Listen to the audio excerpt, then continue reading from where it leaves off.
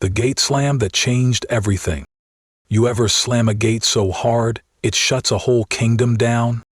I didn't know it at the time, but that one clang, metal on metal, dust rising from my boots, wasn't just about a ranch gate. It was the sound of someone finally saying no to control, to intimidation, to a woman who'd ruled a neighborhood like a suburban dictator for 20 years. Her name?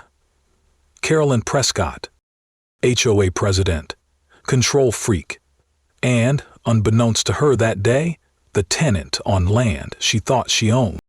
She showed up on my ranch, heels clicking across the gravel like war drums, shouting that I had no right to close her gate. Except, it wasn't hers. It was mine. And when the sheriff pulled up minutes later, when Carolyn was still screaming "trespasser" into her phone, he didn't arrest me. He said 6 words that made her face turn white as glue. "Ma'am, this is your landlord." She fainted on the spot.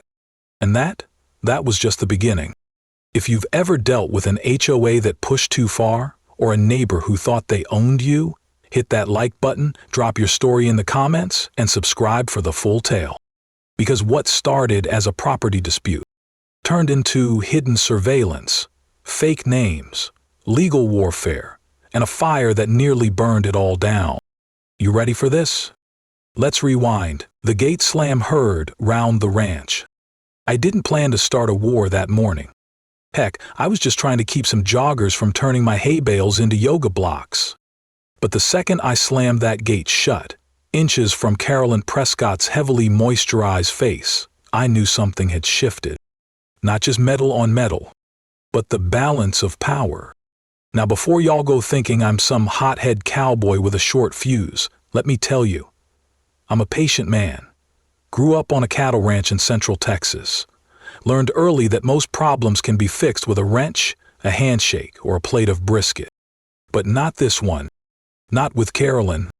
She was standing there in a white blouse stiffer than church linen, screeching about community property and HOA violations, waving her iPhone like it was a sword from the suburbs. "You have no right," she shrieked. So I did what any man would do when pushed too far on his own dirt. I reached for the rusty iron latch, looked her dead in the eyes, and slammed that gate. The sound echoed across the gravel like thunder. She gasped like I'd slapped her with a Bible. "You'll regret this," she screamed. Did I? Not for 1 second. That gate was on my land, backed by a deed, a survey, and a lifetime of being underestimated. What she didn't know, and oh was it fun watching her figure it out, was that the land she was guarding so fiercely, she didn't own it. I did, including her house. Now if that's not worth a like, I don't know what is. So how did we get here? Why was the HOA president of Buckbrush Meadows calling the sheriff on her own landlord? Let's rewind to where it all started. With an uncle, a will, and a ranch I didn't know I'd inherit. Boots on the creek side, a cowboy meets the suburbs. You ever step into a place and know right away you don't belong? That was me, the day I showed up at Buckbrush Meadows in my worn boots, flannel shirt, and a layer of honest ranch dust. I wasn't there to make waves, just to see what my late Uncle Harold left me in his will. The man was private, borderline secretive, but he always looked out for me. When he passed, the attorney handed me a folder thick enough to choke a horse. Inside, 6 properties, all tucked into this prim, polished HOA police community that looked like someone designed it from a Stepford catalog. I drove in with my F-150 and immediately felt eyes on me, curtains twitching, lawn sprinklers pausing mid-spray. A poodle, actually, barked twice and fainted. You'd think I was an outlaw riding into town at high noon. Then I saw it, the reason I came. That little sliver of land between the edge of my ranch and this suburban grid. It wasn't much, but it mattered, because the fences had been taken down long ago. The lines blurred. Their rules started spilling over my fields like weeds after a rainstorm. I watched a jogger cut across my land mid-late like it was some public park, Kids using my hay bales as a playground. Someone even hung fairy lights in my barn rafters without asking. But the thing that really hit me? They didn't see it as mine. To them, it was just more HOA space. One afternoon I walked down by the creek and saw 3 yoga mats lined up next to my cattle trough. A woman in expensive leggings looked up at me mid-downward dog and said, "Oh, are you the new groundskeeper?" The groundskeeper? Lady, I own the ground. That's when it clicked. These folks didn't know who I was, didn't care, and thanks to Harold's shell companies, they didn't realize that the land they jogged on, parked over and barked beside, belonged to me now. I'd inherited more than just property. I'd inherited a boundary war. And right at the center of it was a woman named Carolyn Prescott. But I didn't know that yet. I just knew I had some fixing to do. Next morning I started sketching out a modest ranch gate, not to keep people in or out, just to draw a line. A line that, once drawn, would split this whole picture-perfect neighborhood in 2. And wouldn't you know it, the minute the gate posts went in, so did the drama. Let me tell you what happened the first time Carolyn Prescott laid eyes on that gate. When suburbia crosses the fence. It started with a voice sharp enough to cut wire. "You can't put that there." I turned around, still holding the wrench in my gloved hand, squinting into the afternoon sun. There she was, Carolyn Prescott. Blouse perfectly tucked, heels stabbing into my gravel like they had a grudge. Clipboard in one hand, iced coffee in the other, like she ran both a neighborhood and a Fortune 500. "This is HOA regulated land," she said, lips pursed like she'd sucked on a lemon. I wiped my brow and said calmly, "Ma'am, this here's a ranch, always has been." She scoffed. This was a ranch. Now it's Buckbrush Meadows. And we don't allow metal gates with that sort of aesthetic. That sort of aesthetic? You mean functional? I didn't get loud, I didn't throw a fit, I just pointed to the ground beneath her freshly polished heels and said, "This dirt? That's mine. All the way to that cedar post, past the creek and up to that oak tree yonder, and I got the deed to prove it." She narrowed her eyes like she was trying to laser beam me out of existence. "You'll be hearing from the HOA," she hissed. And hear from them I did. First came the printed notices, neatly folded, slipped into my mailbox with bureaucratic precision. Warnings about non-compliance, aesthetic violations, unapproved gate installation. Then came the neighborly drive-bys, you know the type, slowing down just enough to stare, then speeding up like they just spotted a coyote in cul-de-sac. One woman even gasped when I hung a welcome sign on the fence post. "Did you get that approved?" "Approved? Ma'am, it's a piece of wood that says howdy. This isn't Fort Knox." But the kicker? Someone had the gall to email me a complaint about the smell of livestock.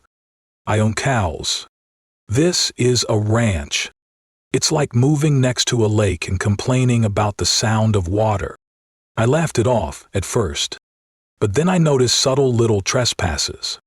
Trash cans nudged into my driveway, lawn clippings blown over the fence. And one night, someone rearranged my private property sign so it pointed inward, as if I was the trespasser. That's when it hit me. This wasn't just HOA overreach. This was a turf war. And leading the charge? Carolyn Prescott, queen of the cul-de-sac, with a kingdom of bylaws and a battalion of nosy walkers with too much time and not enough boundaries. So, I decided if they were going to act like this was a battlefield, then it was time I built a better fort. The kind with security cameras, steel hinges, and a sign that makes them squint from the street. But what I didn't expect was just how far Carolyn would go. Because next came the 911 call, with a false accusation, and the sheriff standing in my driveway with his hand resting near his holster. The queen of control, Carolyn's war begins. Now, I've had run-ins with bulls, busted transmissions, and a tornado that once rolled through my barn like it was late for church.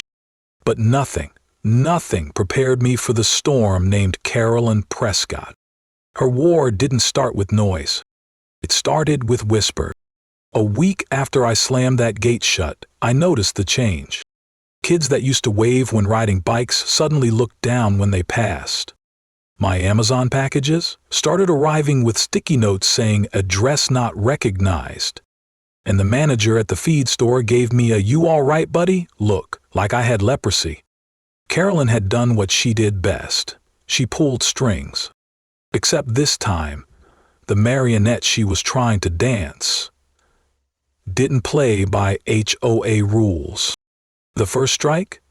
A letter, printed on creamy stock paper, so thick it could have doubled as drywall. Dear Mr. Peterson, you are hereby notified that your recent construction violates Regulation 5.3 of the Buckbrush Meadows Covenant Agreement. Your iron gate disrupts the aesthetic unity of the community and must be removed within 72 hours, or you may face daily fines, legal review, and community sanctions. Sanctions? What is this, NATO? I chuckled, but inside I knew. Carolyn was tightening the noose. Not just with paper, but with pressure. And then came the board. One by one they started showing up near my property. Never stepping foot over the line, of course. Just hovering, pretending to stretch, chatting too loudly, measuring air with their eyeballs. One even had a laser pointer. What's he gonna do, blind a cow? It all led up to what I now call the Great Gate Standoff. Carolyn, in full suburban battle gear, blazer, heels, clipboard, marched up to my fence and declared, "You have 1 hour to remove this gate before we escalate this matter." I didn't shout. I didn't argue. I just handed her a copy of my land survey and said, "Ma'am, this iron is staying right where it is, just like my boots." She blinked, then turned on her heel, like a general retreating after her cavalry got stuck in the mud. But she didn't disappear. No, she regrouped. And that's when things started to get real interesting. Because the next move she made, it didn't involve bylaws or board meetings. It involved Barry, behind the fence, secrets, saw blades, and blackmail. They say fences make good neighbors. Whoever said that never had theirs nearly cut down by a trembling man in a hoodie holding a power saw at midnight. Let me back up. 'Twas a Tuesday night, quiet. I had just finished watching an old Clint Eastwood movie and stepped out for one last check on the pasture. That's when I heard it, like a wasp with a grudge. I crept toward the sound, flashlight in hand, and there he was, crouched at my gate like a raccoon with a death wish. And when I flicked on the beam, Barry? Yeah, Barry Gibson. HOA treasurer. Mild-mannered. Big on spreadsheets, small on confrontation. "Barry?" I barked. He froze like a deer in denim, then tried to run, but I grabbed the back of his hoodie and spun him around like we were in a square dance. "Easy, easy, Jake. I didn't mean nothing by it," he sputtered, eyes wide behind crooked glasses. "Sawing down a gate in the middle of the night is a helluva way to say hello, Barry." He dropped the saw like it was radioactive. "She made me do it. Carolyn."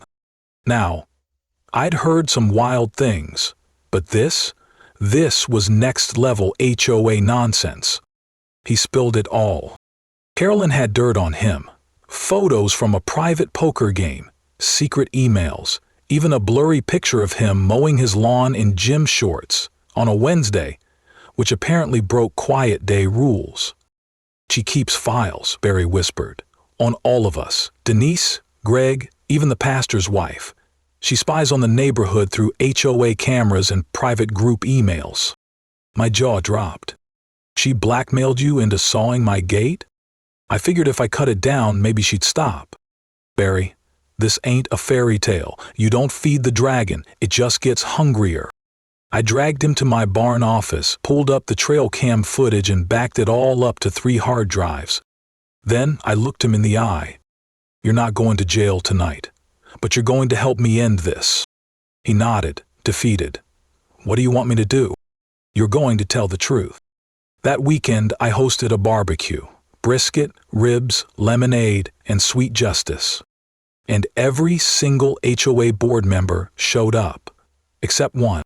Because Carolyn wasn't invited. Barbecue justice. From brisket to boardroom coup. You'd be amazed what ribs, cornbread, and a cold jug of lemonade can do to a broken neighborhood. The Saturday after the Barry incident, I lit up the biggest smoker on the ranch. Hickory wood, brisket rubbed down for 18 hours. Even invited Miss Lottie from the diner to bring her famous baked beans. Every HOA board member showed up, except for the Queen herself. Denise from the welcome committee brought her husband, first time he'd been out of the house in months. Greg, the vice president, showed up with a six-pack and that same exhausted look he always wore after board meetings. Even the newlyweds from Lot 8 made an appearance, still glowing from their honeymoon and somehow still unaware of Carolyn's email about their non-compliant string lights. I waited until plates were full, folks were laughing, and the sun started leaning low. Then I stood on my porch, cleared my throat, and told them the truth. I didn't invite you all here just for the food, I said, and Forks paused mid-air. I invited you here because something's wrong, and it's been wrong for a long time. I played the audio Barry had recorded. Carolyn threatening him, using dirt she'd dug up to control board votes. Then came the flash drive clips, the wine-soaked confessionals, the deleted complaint files, the comment about painting houses purple just for fun. Silence. Greg stood first. She did this to me too, he said, his voice low. She has photos from my divorce, said she'd leak them if I ever voted against her. Denise looked like she'd swallowed a lemon. She told me if I let the Thompsons install a wheelchair ramp, the whole neighborhood's value would tank.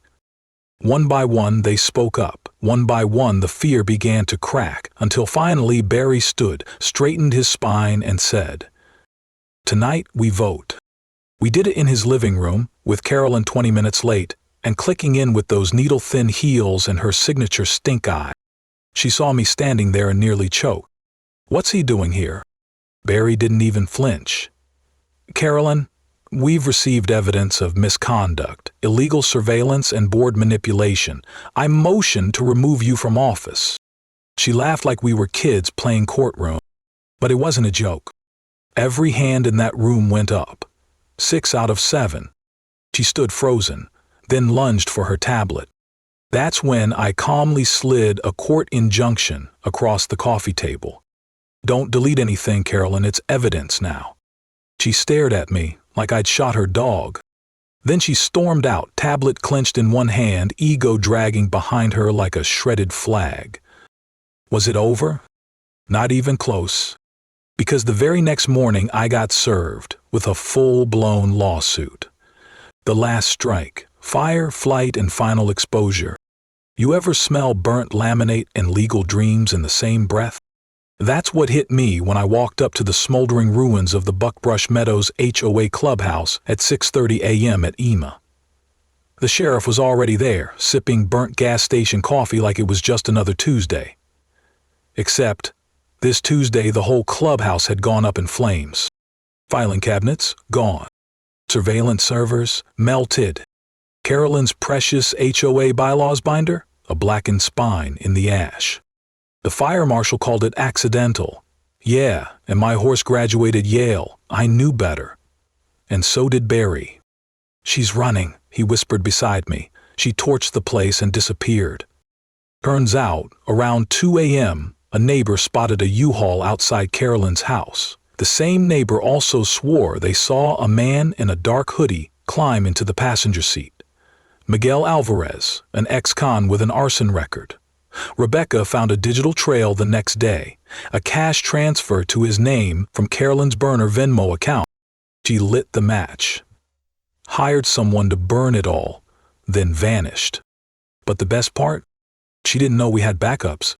That little flash drive, yep, the one mysteriously slid under my gate, contained every shady clip, every creepy camera angle, every damning quote. The icing on top? A private recording of her bragging. "If I lose control of Buckbrush Meadows, I'll burn the whole damn place down before I give it up." Well, mission accomplished. Rebecca brought all of it to the DA, Within 48 hours, an arrest warrant was issued for Carolyn Prescott, a.k.a. Carolyn Fieldstone, a.k.a. Linda Myers. They found her hiding out in a furnished condo in Tulsa, trying to cozy up to another HOA board under a new name. Seriously, some folks collect stamps. Carolyn collects identities. And you'd think that'd be the end of it, right? Nope. 2 weeks later, a letter arrived. This time, not from Carolyn, but from the developers of Buckbrush Meadows. They were suing me for brand defamation, board interference, and unauthorized influence over community planning. I laughed so hard I nearly dropped the coffee pot, but Rebecca didn't. They've got money, she warned, and they don't like losing control. That's when we dug back into the original HOA charter, and buried in section 9.7, in fine print probably written by a lawyer on his fifth espresso, we found gold. Any entity owning 51% or more of rental units within the zone may assume administrative control of the HOA board pending vote. I owned 5 out of 9, 55%. The clause applied. Suddenly, I wasn't just some guy with a gate. I was the legal president of Buckbrush Meadows. But I didn't want to be a king. I wanted to be a neighbor. So I called another meeting, not in a boardroom, not in a courtroom, but under string lights and brisket smoke on my ranch. Kids played, folks hugged, laughter returned. I stood before them all and said, I didn't ask for this fight, but I did ask for respect. And now that the fire's out and the smoke's cleared, it's time we rebuild, together. Hands clapped, some cried, and when Barry motioned to elect me as official HOA president, every hand went up. That's how Buckbrush Meadows died. And Peterson Hollow was born. Peterson Hollow, a place to breathe. The first time I saw the new sign, I had to stop the truck and just sit. It was simple. Brushed steel, mounted clean on a cedar frame. No pretentious gold leaf, no fake Greek columns, just 2 words. Peterson Hollow. Underneath it, in smaller script, a community of neighbors, not rules. A breeze rolled in from the creek. Kids were out flying kites near the old dog park, now a wildflower field. Someone was playing guitar on their porch, and for the first time since all this started, I breathed. Deep, slow, free. I didn't come here to lead anyone. I came because of a will, a gate, and a woman who thought she could control everything and everyone, including me. But this community, they weren't hers. They were just waiting for someone to believe in them again. That letter she sent me, the one after she posted bail, still sits in my drawer. You may have won this round, Mr. Peterson. But don't confuse land with loyalty. Communities crumble fast. All it takes is a little pressure. She was half right. Communities can crumble when they're built on fear, on silence, on HOA power games and clipboard kingdoms. But when they're built on barbecue, honesty, and just the right amount of stubborn rancher spirit, they grow roots, they heal, and they hold. We've got an open-door policy now at the new board. Literally, our meetings are under a repurposed barn awning with lemonade and lawn chairs. Every vote is public. Every resident has a voice. No more rules about eggshell white only paint or approved garden gnome placement zones. If you want to hang a flag, hang it. You want Christmas lights in July? Go for it. Just invite me to the cookout. Sometimes, when I'm riding the fence line, I see the smallest things that remind me what we won back. A kid's bike left on the sidewalk without fear of a citation. An elderly couple planting sunflowers in a yard no longer regulated. Barry walking his dog without looking over his shoulder. That's freedom. That's what we fought for. And you know what? I'd do it all over again. Even the part with the saw blade and the HOA lawsuit. Okay, maybe not that part, but you get me. So if you're watching this and thinking that's crazy, no HOA could be that bad, let me tell you, it can be worse. And also, it can get better. But only when someone, maybe just one quiet cowboy with a busted gait and a stubborn heart, stands up and says, no more. And if that someone's you, well, I've got a lawn chair waiting here at Peterson Hollow. If this story hit home, hit that like button, share it with someone fighting their own HOA mess, and don't forget to subscribe for more real stories about standing up for what matters. We've got more tales to tell from the porch, the pasture, and beyond.